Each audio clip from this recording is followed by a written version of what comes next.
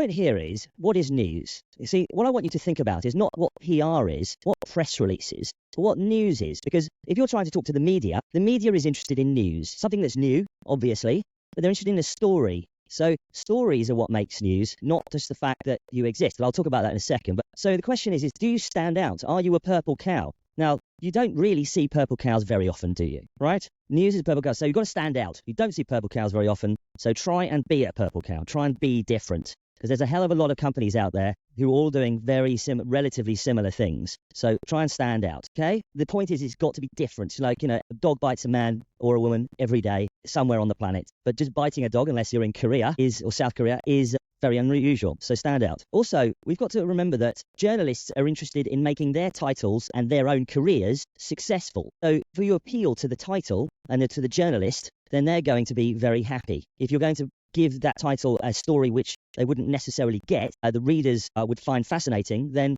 fantastic. Now, you might think you're fascinating, but you should read the title that you're trying to get into. Time and time again, I get pictures from PR people saying, you really should cover this incredible new technology for detecting submarines under the polar ice cap. I go, right, well, we don't write about that on TechCrunch. And they go, no, it's a really interesting story. I'm like, we just don't write about that. And that's the point, okay? Read the title you're trying to reach. So just being a startup does not make you news. Just existing, right, does not make you news. In fact, you exist is not news. Just being a startup is not news. Just being a startup doesn't put you onto TechCrunch. There's a lot of startups out there. The internet is pretty much everywhere now, just about. Possibly some parts of Mongolia, and not connected yet. But other than that, there are startups everywhere. So you're now competing with the rest of the planet. So just existing isn't enough. Perhaps if you were existing in 1995 as a startup, you were probably pretty rare and probably only in Silicon Valley. But that's not the case anymore.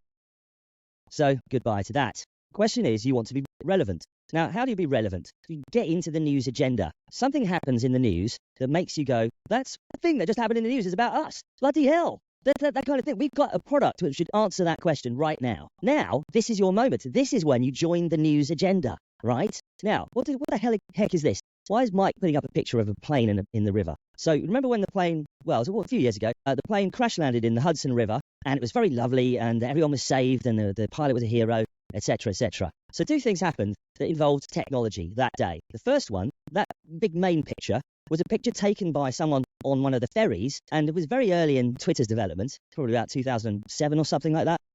Some startup had built a thing called TwitPic, which allowed Twitter to post pictures. Twitter didn't have pictures then. So TwitPic was a startup. Pic allowed people to take pictures and post them directly to Twitter.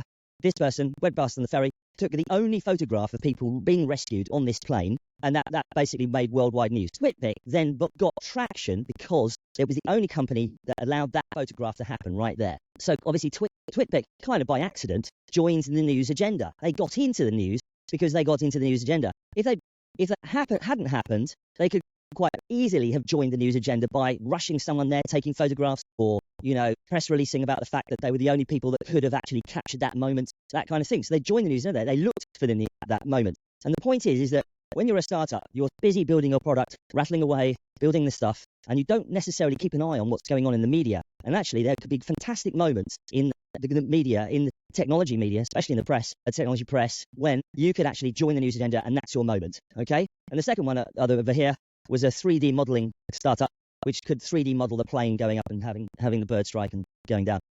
And they released a video, and that video became a massive YouTube hit because they were the only ones who released it fast enough. So that was interesting. So be relevant. Timing is everything in news. Another thing is this. You're busy rattling away on your startup, trying to create code, but when eventually you got to the amazing point at which you think you're more or less ready, you want to do a press release. Well, really, at that point, you haven't actually done any work with the media yet at all. So you haven't made any conversations, you haven't actually got to know the media at all. So why don't you find out who in the media that you're likely to be able to contact in the future, try and build a relationship. So, because it's about getting to know how the news media works and observing it, and therefore it's much more likely that you're going to end up featuring it in it. So, in other words, what I'm saying, negotiate before you shoot that press release. And when you want to talk about a big release, a big launch, a big announcement, funding, you name it, this is when you go into negotiation mode with the media. You start talking to them saying, look, we're going to do something next week. We've got a big release, or we're launching, or we've got funding, those kinds of things. That's when you start negotiating. Do not go, we've launched. This is why.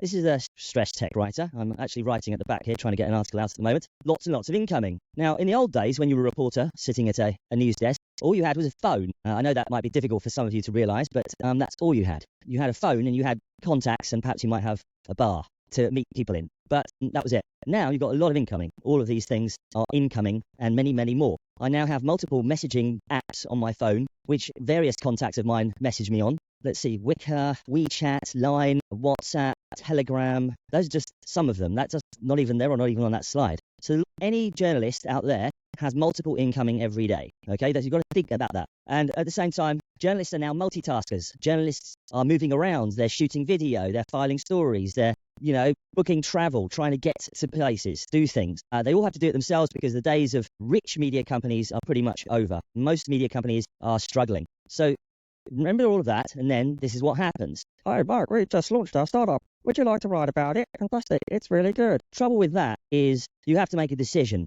You have a few seconds in the email that you've just sent saying, oh, we've just launched. What do I do now? Now, is this bigger than God? What do I do? I've got a few seconds because I'm already working on something. Do I drop everything and now do that? So question is, what do I do next? And you've got a few seconds to convince me in an email to either reply to your email and go, okay, interesting, or drop, or just ignore it and carry on what I'm doing. I have to work out if you're better than what I'm doing now to drop what you're doing, right? So the question is, do you feel lucky? Either you feel lucky, or perhaps you've actually thought about this and started to think that actually it's not such a good idea to just drop something on the media. Because if you just drop it, then they have to make decisions very quickly. So the point is, you increase your chances of featuring in the media if you pre-brief, if you give them a warning, if you give them a heads up. Let's see if Mike's interested. We're doing it next week. What do you think? Very simple. You can do that to journalists. They won't immediately publish what you've sent them. They'll think, okay, let's have a look at it.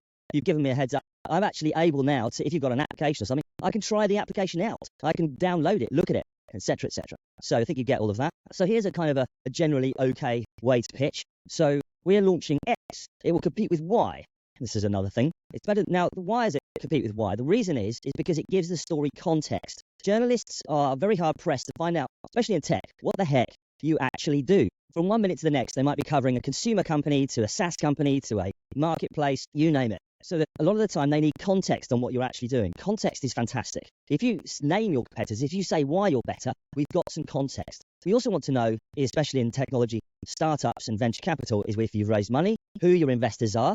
The more prominent investors you have, the more likely it is you're going to feature, because prominent investors make news. If you get Andreessen Horowitz investing in your company, that's more or less a guaranteed story. If you get some angel that nobody's ever heard of investing, unlikely, unless you're an interesting company. We'll see. Depends. It might be a slow news day and you might be lucky. And also want to know about exclusivity. Obviously, we always want everything to be on TechCrunch. That goes without saying. But we also want to know who else you're giving it to. Please, please, please, for the love of God, please don't send 20 megabyte attachments, 300 megabyte videos. We just don't care. If you want to send us something heavyweight like that, send a link to Dropbox or something like that. These are some ideas about how to negotiate. Yes, well, it's exclusive. We're going to give you a few days. We're going to wait for you to post. This story is embargoed, but here's the info. It's coming out on Tuesday morning, 7 a.m. You have until now. Those kinds of things. And when you pitch, put substance in. You don't ask permission. Don't say, can I send you a press release? Heavens above. Right, now I have to reply to you. Say yes or no. Like, okay. I don't know, do what you like. But don't ask for permission, right? It's just pointless, boring, wastes time, wastes everybody's time. I now have to open that email, reply, said, I don't know, okay, send me the press release, and say, just don't ask for permission. Just open it up with actual information. Get to the point. Yes, this is an actual pitch. Mike, given your background, I thought you'd be interested in talking to the founder of blah, blah, blah.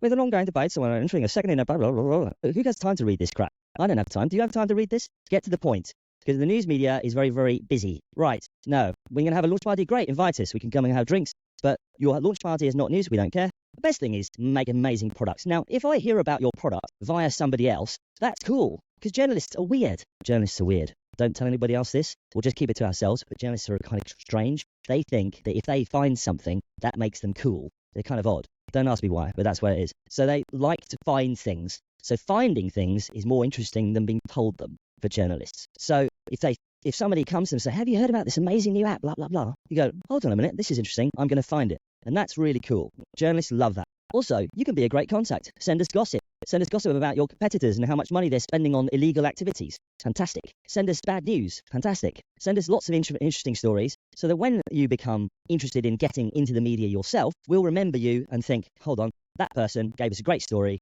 Right, I'm going to take your phone call, sir. Right, make your own content. Blog, Facebook, Twitter, video, you name it. So make some news, and you know that Apple does this. They just start fights. It's fantastic. We love fights. Always remember, who are you talking to? Are you talking to Mike from TechCrunch and he likes writing about these kinds of things? Or are you talking to somebody else from another title and that's why they're interested in sats or something like that? Understand who you're talking to, and then you can get to the point quick. So target the right title, right reader. Often you end up in national press because they often like to look at blogs like TechCrunch. Now, when you want to pitch, try and be interesting. Pitch in a wooden box. People send me press releases in things, wooden boxes and things like that. I can't remember who that was, but it was an interesting pitch. We like to talk to people in charge. Send us the CEO, send us the founder, not the marketing person. Should you hire a PR? Well, only when you've got lots of money and you have the press hounding you. That's when you need PR people to manage all of that. But basically, PRs are just relationships. Anyway, you could do a lot of that yourselves as founders. And please do not tell us that you're the only company in this space. There is no such thing. You've got to be super unusual, very, very unusual to be that company. You've done all of those things. You don't get any coverage. Never mind. Stuff happens. Steve Jobs just died. The whole press is talking about Steve Jobs for the next month. Bad time to launch a company. Oh well. Another one is pitch like a human. So try not to pitch like this. Hey, you're Mike from TechCrunch. Yeah. I'd really like to pitch you my startup. This is not a good idea. Pitch like a normal human being. Okay? You might see a journalist you need to talk to quickly, but if they're in a compromising position or if they're in a conversation with somebody else, try and be polite. So what's the story? Right. Competition. You're going to kill something. Rumor. You're going to change the world. You're a bit like something else in the next evolution. You have success. We've created 1 billion downloads of this. Failure. We failed. But here's how we failed, and look, it's going to be okay. Celebrity. You got Ashton Kutcher to invest in you. And finally, Istanbul company hacked Facebook. So what should you send the media? Bullet points, very quickly, video embed codes, Crunchbase entry. Everyone should be on Crunchbase, be on AngelList. Hyperlinks to logos. Don't worry, don't send me the damn logo. I won't print it. Save the media time, plain text, quotes, links to other articles, contact details, all the normal stuff. So know who to contact, create relationships before you pitch them, network with people, have a unique story, personalize the pitch, and lay out the benefits for the title's readers. And don't be inciting, don't be annoyed with the journalists. They're very much under pressure. We're not bothered about your whole life story until it turns out that you are actually damn interesting. We might change our minds. Target journalists with tailored information. Don't send the same pitch to everybody. Don't try to PR your company just because you want to be famous. That's pointless. Don't be vague. Say what you want to be covered. Yes, but how do I get on TechCrunch.com? Well, do all the above and, of course, see you in the bar. Okay, thanks very much.